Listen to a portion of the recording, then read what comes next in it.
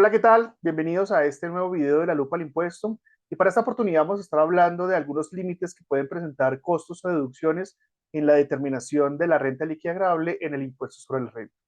Vamos a estar hablando del artículo 87 raya 1, 107 raya 1 y 177 raya 1 del Estatuto Tributario. Vamos a ir directamente a nuestro Excel para ver nuestros ejemplos. Como les había comentado anteriormente, tenemos acá lo que son tres artículos de los cuales vamos a hablar en esta oportunidad, y es el artículo 87 raya 1 del Estatuto Tributario, el 107 raya 1 del Estatuto Tributario y el 177 raya 1 del Estatuto Tributario.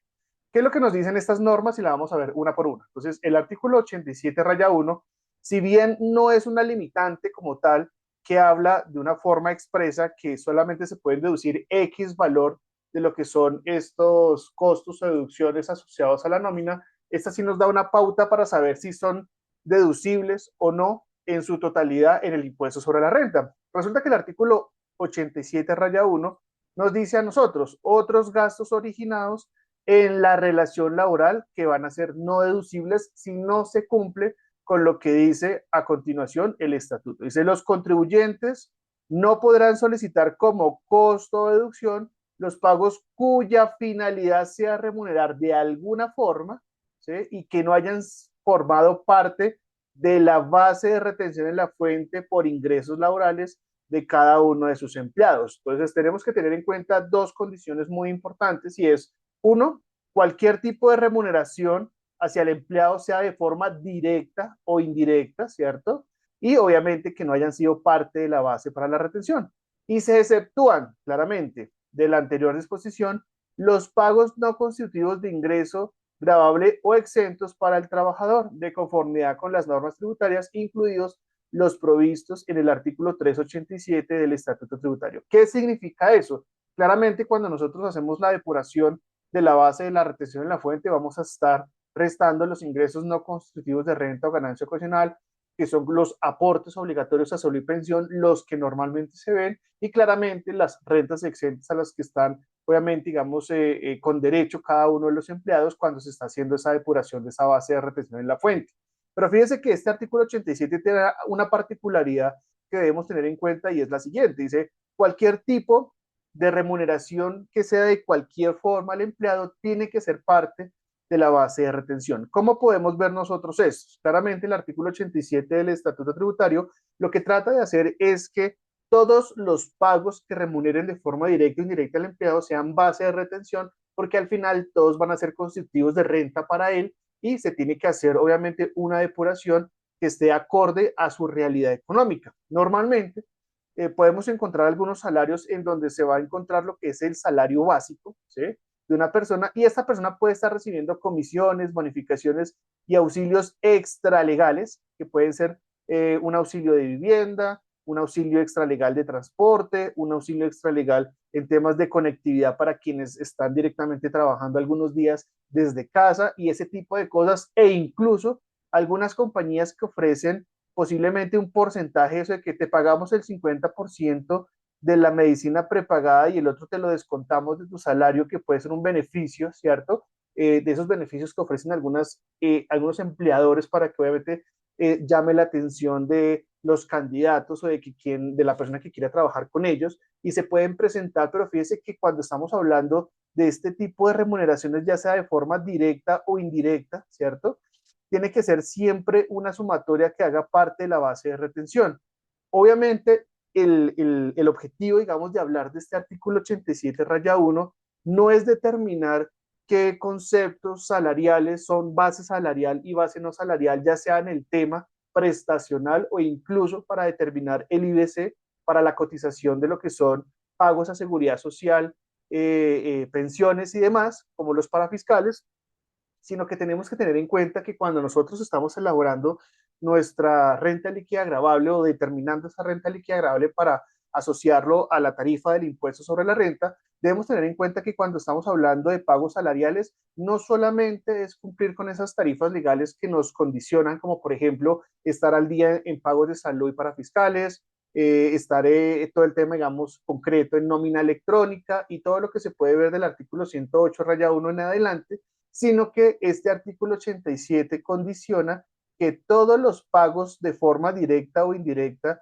que se le hagan al trabajador y que obviamente se pretenda como una remuneración para él, tiene que ser base objeto de la retención. Acá claramente no vamos a mirar si esto cumple con factores de salarización, que el 40% del total de su salario no pase del total de su salario por temas de la ley 1393, sino que acá lo que vamos a tener en cuenta es que cuando estemos haciendo pagos salariales, ¿sí? Debemos tener en cuenta que cualquier tipo de remuneración de forma directa o indirecta son base de la retención. Esto lo digo más que todo para aquellas cositas que normalmente ofrecen algunos empleadores, como el tema de la prepagada, ¿sí? También a veces hay bonos de alimentación que los pagan directamente a la persona y demás. Incluso, fíjense algo muy importante, y ahorita vamos a chocar con una norma que es la 107 raya 1, que también la vamos a ver, que es, solamente vamos a ver el numeral 1, y es, por ejemplo, cuando en Navidad le dan a cada uno de los empleados un bono de 100.000 pesos. ¿Sí? Entonces, fíjense que eso también es una forma de remunerar a la persona. Ahora, por ejemplo, ya vamos a ver la diferencia con el artículo 107 raya 1. Esto es lo que realmente quiere hacer o dar a entender lo que es esta normatividad del artículo 87 raya 1, que si bien no habla de una forma directa y expresa de un límite, sabemos que los pagos que se hagan de forma directa o indirecta al trabajador, los que no hacen parte de la retención en la fuente, no son deducibles del impuesto de renta. No importa que esta factura venga a nombre de la empresa, ¿sí? No importa que esos auxilios los pague usted a un tercero y vengan con factura electrónica, si no hacen parte de la base de retención en la fuente para el empleado, porque es una remuneración para él, serán no deducibles del impuesto sobre la renta. Tenemos que tener claro esto que acabamos de decir. ¿Listo? ¿Qué otra norma vamos a hablar nosotros? Y es el artículo 107 raya 1 del Estatuto Tributario. Habla de las limitaciones de las deducciones. Ese artículo es muy particular porque este ya da la pauta para que los contribuyentes se puedan tomar algunas deducciones que anteriormente, digamos, no eran objeto de ser deducible del impuesto sobre la renta por varias interpretaciones por parte de la DIAN. Entonces, dice, las siguientes deducciones serán aceptadas fiscalmente siempre y cuando se encuentren debidamente soportadas. Cuando hablamos de debidamente soportadas, quiere decir que debe cumplir con diferentes tarifas legales probatorias, como por ejemplo que cumpla con lo que describe el artículo anterior, que es el 107, expensa necesaria, que cumpla con los tres principios que habla este artículo, claramente también que esté soportada mediante factura electrónica, si fue una persona natural la que prestó el servicio o vendió el bien, pues tenga su documento equivalente a no obligados a facturar en la adquisición de bienes y servicios y demás que normalmente contempla la ley, ¿cierto? Por ejemplo, el tema de si son pagos en efectivo que no superan las 100 VTs, etcétera, etcétera, etcétera, de todas las tarifas legales que pueden existir a las deducciones, ¿cierto? Dice, y hagan parte del giro ordinario del negocio con las siguientes limitaciones. Y aquí ya empezamos a hablar de una limitación y es el 1% de los ingresos fiscales netos y efectivamente realizados, ojo con esto, conjunción copulativa, que tenemos que cumplir con las dos condiciones y es que sean ingresos fiscales netos y efectivamente realizados de las atenciones a clientes, proveedores y empleados cuando se les dan regalos, cortesías, fiestas, reuniones y festejos como la fiesta de fin de año a cada uno de los empleados. Entonces, nótese aquí algo muy importante y es lo que vamos a ver a continuación acá en nuestro ejemplo. Este artículo 107, en donde nos vamos a enfocar es en el numeral 1, hago la aclaración, numeral 2 vendrá en otro video donde vamos a estar hablando de esos pagos que normalmente se pueden presentar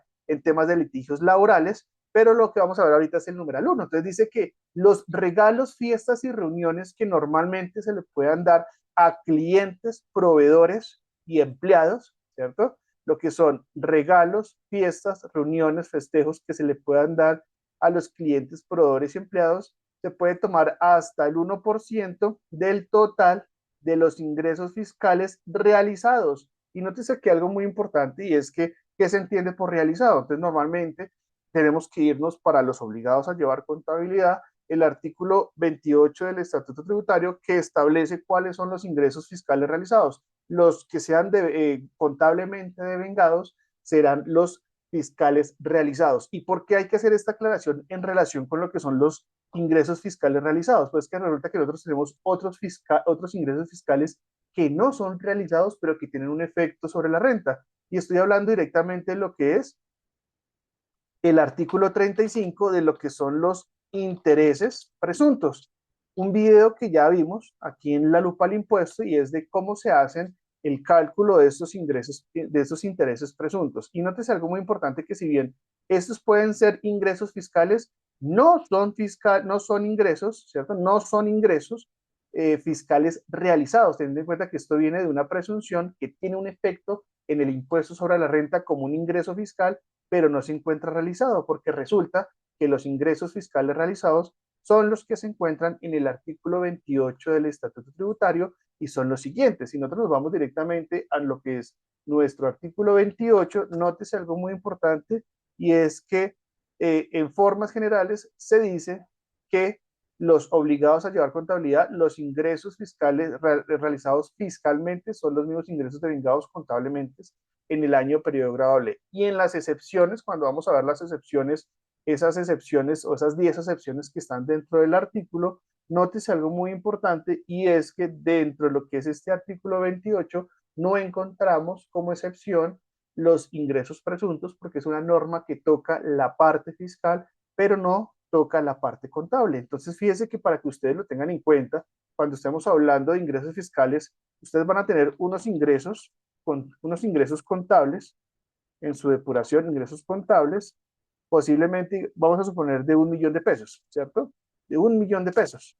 Y resulta que van a tener unos intereses presuntos, que si bien hace parte de lo que son esos ingresos fiscales realizados, estos ingresos presuntos, ¿cierto? Aquí va a estar lo contable, aquí está lo fiscal, y resulta que de estos dos vamos a tener en cuenta esos ingresos pues para la base de lo que es la determinación de este 1%. Y fíjese algo muy importante que si bien yo puedo tener acá ingresos fiscales por 1.150.000, la base para determinar este 1% va a ser 1 millón de pesos, ¿cierto? Quiere decir que en teoría, por este 1%, vamos a tener que solamente podremos tomarnos 10.000 pesitos en costos. O sea, a eso súmele 3 ceros o algo así, porque pues igual estamos hablando de cifras solamente como para temas de ejemplo. Pero notes entonces algo muy importante y es que si bien estamos hablando de lo que son los ingresos fiscales, deben ser ingresos fiscales realizados. Y esto debemos tener en cuenta que para entender los ingresos fiscales realizados, tenemos que irnos al artículo 28 del Estatuto Tributario, en donde si tenemos ingresos presuntos, pues no hacen parte de la base para determinar este 1% susceptible, obviamente, a los costos y gastos que vamos a tener en cuenta por la atención a clientes, proveedores y empleados. Importante tener en cuenta eso. ¿Listo? Nuestro último artículo es el artículo 177-1, que habla de los límites de los costos y deducciones. Esta norma habla de una forma general y es la siguiente. Dice, para efectos de la determinación de la renta líquida de los contribuyentes, no son aceptables los costos y deducciones imputables a los ingresos no constitutivos de renta ni ganancia ocasional, ni a las rentas exentas. Entonces, ¿qué nos dice la norma? Si usted tiene ingresos no constitutivos de renta o ganancia ocasional, en este sentido, regálame un momento acá, listo, ahora sí. Si ustedes tienen ingresos no constitutivos de renta o ganancia ocasional, o tienen directamente lo que son rentas exentas como tal, pues resulta que los costos y las deducciones que ayudaron a generar estos ingresos no constitutivos de renta o ganancia ocasional o estas rentas exentas no van a ser deducibles porque esos ingresos no están pagando impuesto y sería obviamente, digamos, inequitativo en el sentido del Estado de que usted se tome costos y gastos asociados a ingresos que no están pagando impuestos sobre la renta, como estar en desventaja por parte del sujeto activo. Entonces, ¿qué es lo que vamos a ver a continuación? Algo muy sencillo y es el siguiente ejemplo. Si bien estamos hablando de que no son deducibles del impuesto sobre la renta, costos y deducciones asociados a los ingresos no constitutivos de renta o ganancia ocasional, debemos tener en cuenta que si nosotros tenemos unos ingresos, los cuales están asociados a unidades de producción en donde yo puedo identificar en ese sentido que tengo, digamos, diferentes ingresos en donde la máquina 3 está generando un ingreso no constitutivo de renta o ganancia ocasional, este costo asociado no puede ser deducible del impuesto de renta. O sea que si bien yo voy a tener la totalidad de mis ingresos, 600 millones, 450, 280, 380, solamente voy a poder asociar o imputar los que me están generando renta o impuestos sobre la renta. Estos no van a ser deducibles, quiere decir que el total de las deducciones van a ser 730, teniendo en cuenta que este ingreso de 280 en nuestro ejemplo hacen parte de una indemnización de seguro por daño emergente. O sea, se hicieron unos costos asociados a estos ingresos que no se pueden tomar. Entonces, mis ingresos, si bien van a ser 1.710 millones de pesos que corresponde al total y la resta de los ingresos no constitutivos de renta o ganancia ocasional, voy a poder restar solamente los 730 millones de pesos asociados a ellos para tener una renta líquida agradable de 700 millones de pesos. Entonces, aquí algo muy importante y es que yo voy trayendo los valores para poderlos explicar y efectivamente cuando vamos a mirar lo que son el total de los costos y gastos, vamos a ver claramente que esta es la sumatoria sin tener en cuenta los 180 millones de pesos asociados a esa partecita. Claramente cuando estamos hablando de rentas exentas va a ser algo muy similar en donde recordando que las rentas son productos de los ingresos menos costos, o sea que usted puede tener dos opciones para poderse tomar digamos, para poder depurar estos costos y gastos asociados a estos ingresos. Y es el siguiente, yo puedo tener ingresos en donde tengo unos ingresos que van a ser renta exenta y lo que son unos valores o unos costos y gastos asociados a lo que son estos valorcitos de mis ingresos de fuente extranjera, que en este caso, ¿cierto? Son rentas exentas. Fíjese que normalmente yo tengo que tener en cuenta que para que sea renta es tomar mis ingresos y restarle el costo, ¿cierto? Para que llegue a la renta, pero lo puedo manejar de dos formas que son las siguientes. Supongamos que tenemos dos ejemplos y es la sumatoria de los ingresos en los dos ejemplos, ¿cierto? Pero resulta que en un lado vamos a tomar lo que es los costos sin asociar los 455 millones de pesos y en el otro lo vamos a asociar, ¿verdad? Los vamos a sumar, ¿cierto que sí? Resulta que en principio la renta líquida agradable en donde no estamos asociando los costos va a ser mayor. ¿Por qué? Porque no me estoy tomando 455 millones de pesos. Eso es claro, no me estoy tomando este valor, por eso esta es mayor y esta es menor. ¿Sí? Entonces, esta renta líquida agradable es mayor y esta es menor. ¿Por qué? Porque acá están asociados los 450, pero acá no. Pero resulta que en nuestro ejemplo, aquí vamos a tomar como renta exenta el total de los ingresos, que son los 650, porque al no imputarle costos, pues resulta que la renta exenta total son los ingresos, ¿sí? Y me van a dar una renta líquida agradable de 714. Sin embargo, he decidido tomar que sí voy a tomarme los costos y gastos asociados y la renta exenta, que es 650 menos 450, que serían los 195 millones de pesos, me va a dar la misma renta líquida agradable para el impuesto sobre la renta. Es claro que si yo tomo este valor, lo voy a asociar directamente a lo que es este valor de 650 millones de ingresos menos los costos y gastos deducibles del impuesto sobre la renta. De esta forma, podemos ver que es supremamente importante llevar a cabo lo que son los ejercicios de los límites, porque podríamos estarnos tomando costos o gastos que no van a ser deducibles del impuesto sobre la renta. Y recordemos que donde la administración tributaria llegue a darse cuenta de esto, pues vamos a ser susceptibles a una posible corrección. De esa forma terminamos el video de hoy en donde vimos unas limitantes asociadas a algunos costos y deducciones que se encuentran dentro del estatuto tributario. Si bien existen muchos más artículos que también limitan algunos costos y deducciones, los vamos a estar viendo en el transcurso del tiempo en más videos que vamos a estar haciendo. Espero que este video haya sido de su agrado. Recuerden suscribirse a nuestro canal oficial de YouTube, La Lupa al Impuesto, y seguirnos en Instagram, La Lupa al Impuesto. Adiós.